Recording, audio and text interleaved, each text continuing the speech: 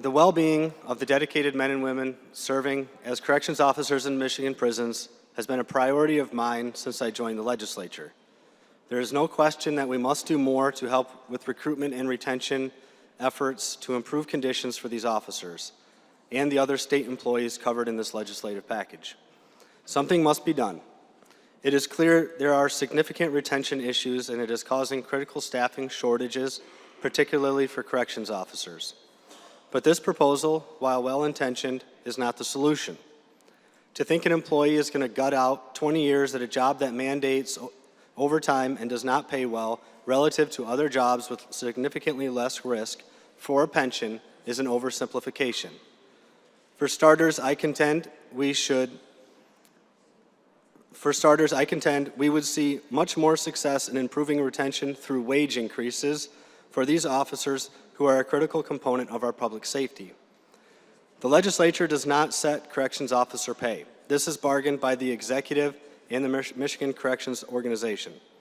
But the legislature could encourage higher wages by setting aside money to pay for one within the state budget process. Based on preliminary estimates my office has received, setting aside roughly $25 million to $50 million could support corrections officer pay increases between 5 and 10%. We also should consider policy changes that would address employee wellness and potentially waive some of the college credit completion requirements for being a corrections officer. A pension may be appealing, but it's not enough when everything else in the job is grueling. I'm not going to say a pension means nothing, but to think that it is everything is to miss the bigger picture. What is going to happen if this proposal becomes law and we find no improvement in staffing, recruitment, or retention in 1, 5, or even 10 years? Employees very well may see no difference in staffing rates, and wages will then be constrained by growing unfunded liabilities. This proposal would move corrections officers, conservation officers, and others into the Michigan State Police retirement system. Over the long run, this plan increases risk for both the Michigan taxpayer and the state troopers already in the fund. Before getting into the specifics of the bill package, it is worth noting that I have dedicated a good portion of my time in the legislature helping to ensure our public retirement systems are adequately funded up front. I have personally negotiated billions of new dollars into the pension funds and worked on numerous reforms to help improve the structure of the funds, adding sustainability. In 2019, when Governor Whitmer and her administration raided the public school employee retirement pension system by erroneously lowering the payroll growth assumption, I pushed back in the employee pension system, and defended the fund. Even our Attorney General agreed that the administration's maneuvering was in violation of state statute. It would have shortchanged the pension fund by hundreds of millions of dollars over time. I worked to right that wrong and improve the system's health for two main reasons. First, we have an obligation to ensure employees in these systems receive the benefits they expect and they deserve in retirement. Secondly, we have an obligation to make sure these benefits are affordable and sustainable for taxpayers. We must not burden our children and grandchildren with future debt they did not create. Unfortunately, this system was again raided this year with the erroneous interpretation of there being 2 contribution floors, which resulted in $670 million being diverted from the teacher retirement system this year alone. It is important that policymakers and taxpayers they represent know the true costs of pensions and retiree health systems. For example, in 2023-2024 fiscal year alone, our state spent $229 million on the corrections budget on legacy costs alone. This is for a plan that was closed 27 years ago.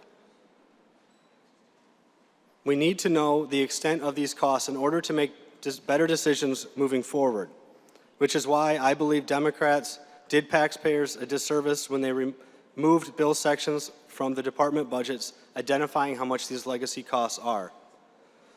One might ask, what can happen when information on faltering public pensions gets ignored? You don't have to look far to see the consequences. It happened in Detroit roughly 10 years ago. Retirees had their pension benefits reduced and cost of living adjustments were eliminated. Many retirees were also stuck with previously unexpected health costs. This was the result of poor planning and management and we have an obligation to prevent situations from like this happening again. We have made improvements in recent years to avoid this same situation from occurring at the state level, but there is still a long, long way to go. Michigan's pension systems still face massive debt. The latest audited reports show the state owes roughly, in aggregate, $40 billion of retirement debt. We pay billions annually to help offset this debt. We cannot afford anything that might move our state backwards on this issue. When trying to get out of a hole, it does not make sense to dig deeper. While the state police pension has improved in recent years, the fund is still less than an ideal fiscal shape. The most recent audited financial report shows the troopers' retirement system being at about 66% funded with nearly $1.2 billion in unfunded liabilities.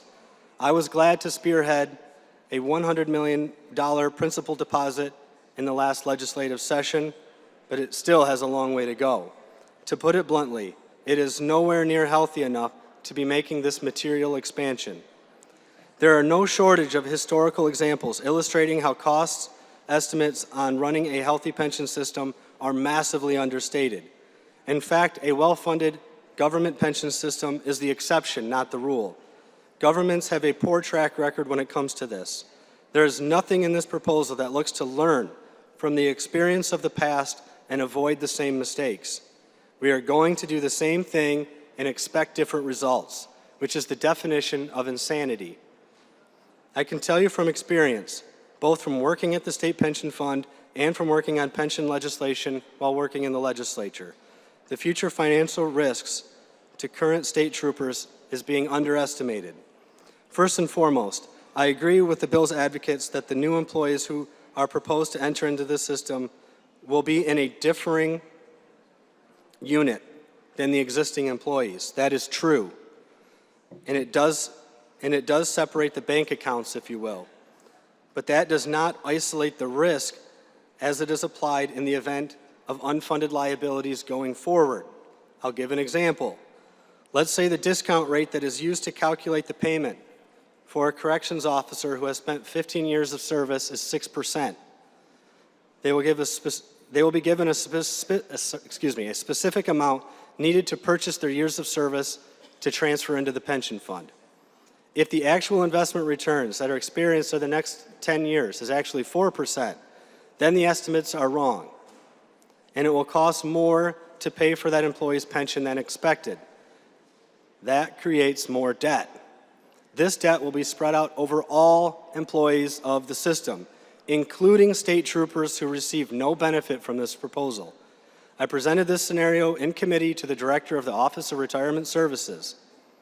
They confirmed its accuracy.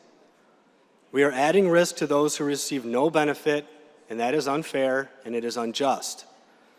This proposal unnecessarily adds risks to the state police retirement system.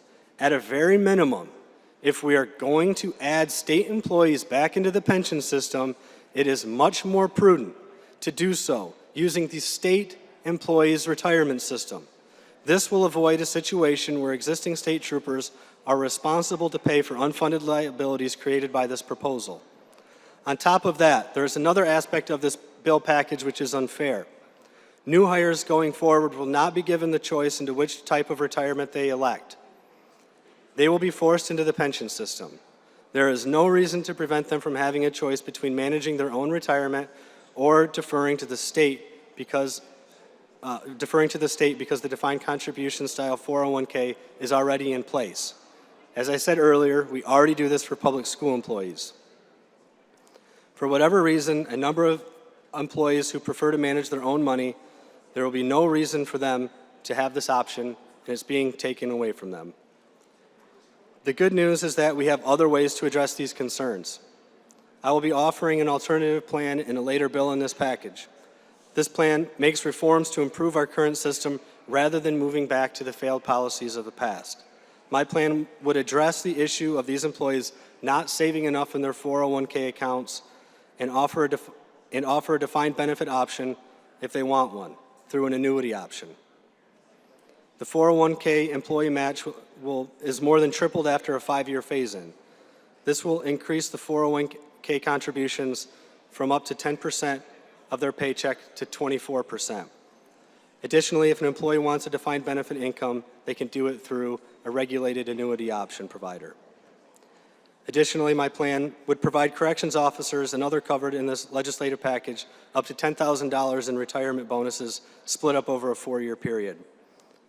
This plan addresses the staffing and retirement problems while being less expensive and more sustainable in the long run. Again, corrections officers need our help, but this is not the solution. I must vote no on this legislative package as it is presented today, and I ask my colleagues to do the same and support the alternative plan I have proposed instead as part of a broader solution to help corrections officers in their staffing situation.